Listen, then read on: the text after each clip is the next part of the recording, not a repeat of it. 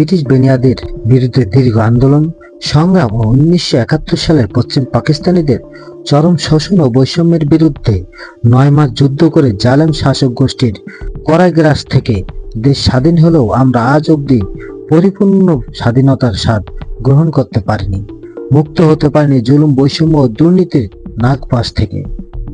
অর্থনৈতিক এবং রাজনৈতিকভাবে আমরা বরাবরই নিপীড়নের শিকার হয়ে আসি। বিশেষ করে শেখ হাসিনার ফ্যাসিবাদের আমলে গোটা জাতি এক শ্বাসরুদ্ধকর জুলুমের কবলে পড়েছিল। শুধু ভোটের অধিকার এবং বাক স্বাধীনতা কেড়ে নেওয়া হয় নাই, বরং ন্যায় বিচারের সংজ্ঞাটাও বিকৃত করে দেওয়া হয়েছিল। ঘুষ, দুর্নীতি অঘোষিত আইনে পরিণত হয়েছিল। কালোবাজারি পুঁজিপতিদের সিন্ডিকেটের কারণে নিত্য প্রয়োজনীয় দ্রব্যের লাগামহীন ঊর্ধ্বগতি। নিম্ন ও মধ্যবিত্ত পরিবারগুলো নীরব দুর্ভিক্ষ ও চাপা কান্না আজও থামছে না। বিগত সময় বিভিন্নভাবে দেশের মানুষ নিগৃহীত, নিষ্পীত ও অধিকার বঞ্চিত হয়েছে।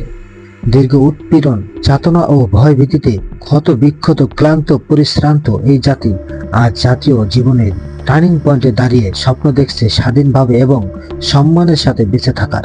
জাতি এখন পূর্ণ স্বাধীনতা চায়, মুক্তি চায়।